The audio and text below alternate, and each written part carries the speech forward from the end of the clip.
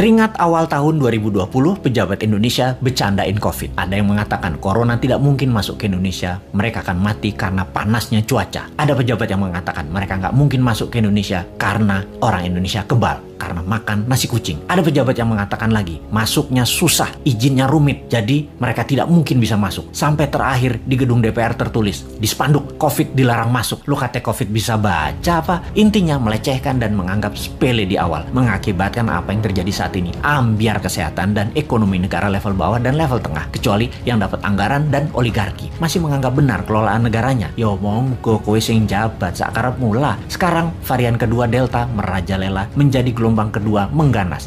Mulai disalahkan rakyatnya nggak kuat sama PPKM. PPKM aja mengeluh, apalagi di lockdown. Nah kok ngene sih sampean bernegaranya Cak? Kok nuduh rakyat? Bentar, jangan-jangan kalau di lockdown 100% dengan darurat militer plus dikasih cuan selama 14 hari langsung reda COVID-nya ketimbang di PPKM kan, dimana 80% manusia masih pada ngider bingung sih tepatnya. COVID jadi tetap merajalela karena ikut bergerak juga mengikuti cangkangnya. Sudahlah, pokoknya nggak ada lockdown, adanya PSBB, lalu PPKM, lalu nanti muncul singkatan baru dan apalagi strateginya, ya terserah. Lalu sibuk vaksin sana sini, tahu-tahu ada strain mutasi baru, Lambda, jreng kaget lagi. Dimana Lambda ini katanya anti vaksin, kebal vaksin. Apa sih sebenarnya yang terjadi? Vaksin sama virus kok pinter-pinteran begini, sakti-saktian, punya jurus di atas jurus, karena bernegaranya punya gaya sendiri, gak mau denger ilmu selain ilmu orang di sekitar istana. Maka ya gak apa-apa kita gak dianggap, walaupun kita selalu memberi solusi melalui sosmed. Kita ingatkan versi lain, pernah kita berikan solusi pakai gelang hijau, fokus di daerah hijau,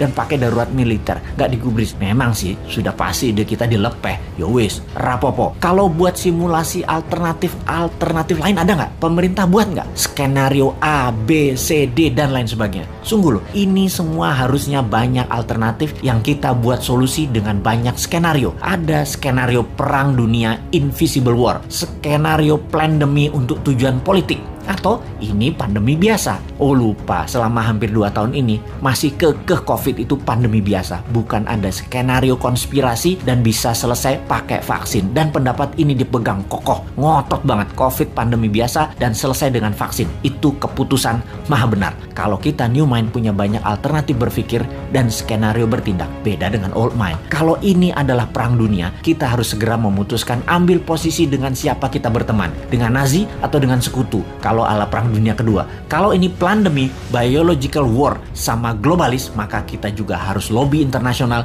dengan big farmasi. Kalau ini pandemi dengan tujuan politik, kita pepet lawannya musuh kita. Ini dari sisi hulu, dari biang masalahnya. Kalau dari sudut pandemi globalis yang terus menginginkan kendali kesehatan, maka apa yang terjadi kalau vaksin sudah 100% populasi di Indonesia, ternyata pandemi COVID tidak hilang juga. Beli vaksin lagi. Lama hal ini sudah kita pertanyakan, namun pejabat bilang tidak mungkin, pasti hilang dengan vaksin. Iya paham, kalau tidak selesai ya nggak dijawab. Lalu yang dia bilang adalah lo ngeyel sih. Oke, kalau new mind bagaimana? Punya skenario lah kalau new mind. Skenario kalau COVID tidak bisa selesai oleh vaksin. Cara berhitungnya sederhana. Kalau terpapar 20.000 per hari, maka sebulan 600.000, setahun 7 jutaan. Saat ini 3,5 jutaan, alias total sampai akhir tahun 2022 bisa mencapai 15 jutaan. Dan ini baru memapar 5-10% populasi. Dimana kalau ternyata vaksin tidak menyelesaikan penyebaran COVID, maka 7 tahun COVID baru hilang dari bumi Nusantara. Karena untuk herd imunitas harus 70% tercapai.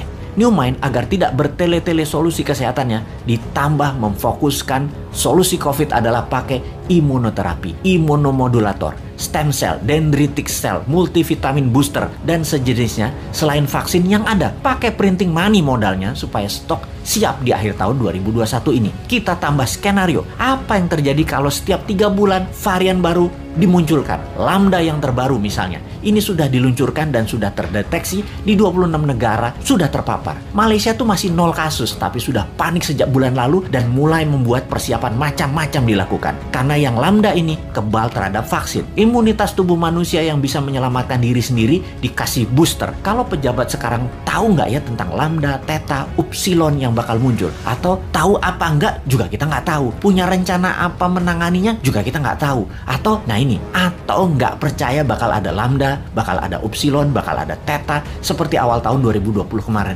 Ya monggo. Jadi kalau vaksin tidak menyelesaikan masalah ditambah varian baru yang lebih kuat muncul, mau PPKM karet berapa lagi? Karet 4 seperti sekarang aja jebol. Kalau karet 10 pedes banget ya. Masih belum nyadar juga ya bahwa solusi selama 2 tahun ini belum terlalu tepat. Setidak tepat selalu berhutangnya untuk hal yang tidak produktif di dalam bernegara. Ayolah melobi globalis. Bisa kan ngerti? Cuma nanya, jangan marah dong bos. Aku ya ora paham. Cuman kasihan rakyat aja.